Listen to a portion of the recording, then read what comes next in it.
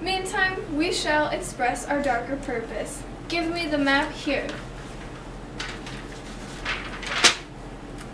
Know that we have divided in three our kingdom, and 'tis our fast intent to shake all cares and business from our age, confirm them on younger strengths.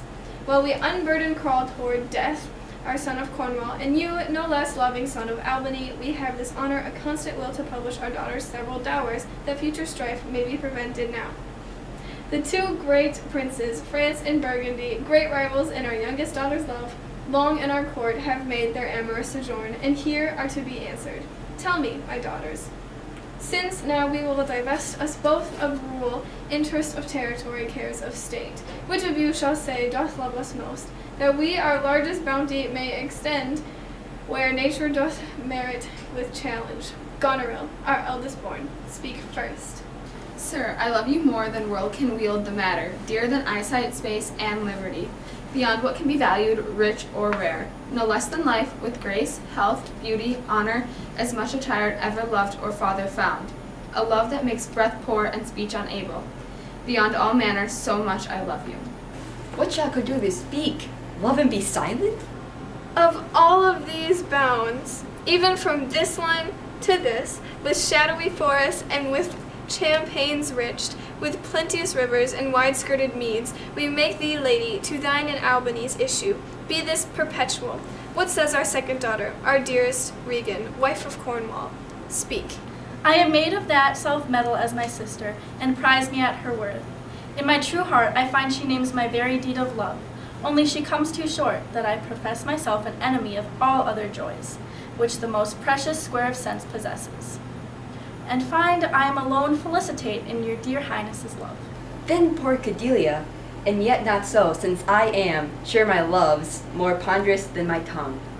To thee and thine hereditary ever remain this ample third of our fair kingdom, no less in space, validity, and pleasure, that are conferred on Goneril. Now our joy, although our last and least, to whose young love the vines of France and milk of Burgundy strive to be interest. What can you say to draw a third more opulent than your sisters? Speak. Nothing, my lord. Nothing? Nothing. Nothing will come of nothing. Speak again. Unhappy that I am, I cannot heave my heart into my mouth. I love your majesty according to my bound, no more, no less. How, Cordelia? Mend your speech a little, lest you mar your fortunes.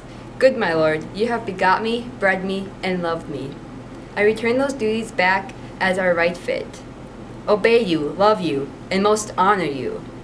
Why have my sisters husbands if they say they love you all? Haply, when I shall wed, that lord whose hand must take my plight shall carry half my love with him, half my care and duty. Sure I shall never marry like my sisters, to love my father all. But goes my heart with this? Aye, my good lord. So young and so untender? So young, my lord, and true. Let it be so. Thy truth then be thy dower. For by the sacred radiance of the sun, the mysteries of Hecate and the night, by all the operation of the orbs from whom we do exist and cease to be.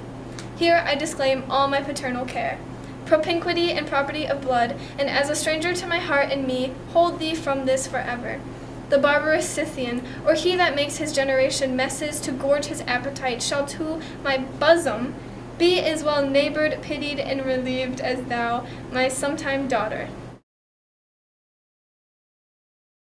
As Cordelia's face fades down the dark hall unto where she has put her heart aside, my heart finds the light shining upon Goneril and Regan. My eldest daughters speak wise. They have shown their true nature. A loving family we can become once the fire has extinguished, once the snake has expelled its venom, once the perpetrator has gone. My true and loving eldest daughters assume my dowry. Cordelia, my love no more. Speak praise of that old man. He is an eagle larger than his bounds, but he has much to offer with his land and riches. My chances have increased now that Cordelia has lost my father's love. I cannot heave my heart into my mouth. I love your majesty. Oh, Cordelia, so dramatic. It's time her morals and values hath gotten her way. I shall lie through my teeth and side with my sister. The hefty effort will be worth the wait. Once I have what I deserve, I can dispose of the remains. I'll be drowning in power, power, power. I still struggle on whether to speak the truth or lies like my sisters about how much I adore my father. Lear alludes to the theme of love being strong in the words. While my sisters proclaim their love to our father, I speak an aside, expressing my thoughts and struggle about the situation unfurling in front of me. I state that my love for my father is deeper than what I can express, which makes me ponder why Lear believes Goneril and Reagan's words as true, when actually actions illustrate truth more clearly than words, since many lie when they speak, much like what Goneril and Reagan did. However, my conflict within myself depicts that I want to please my father, yet I don't want to lie about my feelings, whereas Goneril and Reagan wishes only to please our father in order to inherit some land from him. This confirms that Goneril and Reagan don't truly love our father like I do. In words, I'm unable to demonstrate my love for Lear because it's difficult to proclaim with my tongue. Yet Goneril and Reagan are able to state their love because they didn't have to think from their heart. They merely spat lies. Cordelia is almost too honest with Lear when she's telling him that she has no words of love for him. When Cordelia is speaking in her aside, she's wondering what to say about how she loves Lear. And she says, "I'm sure my love is more ponderous than my tongue." By saying this, she means that her love is more than words can describe. And when she's asked how much she loves him, she just says she has nothing to say and that she only loves him as much as do. Why wouldn't she just say that words can't describe how much she loves him, like she said in her aside? Also, sometimes it's better to flourish your words than to blatantly tell the truth. Maybe she just should have exaggerated her words like Goneril and Reagan, or figured out something to say to please Lear. And that way, the whole situation throughout the play could have been avoided.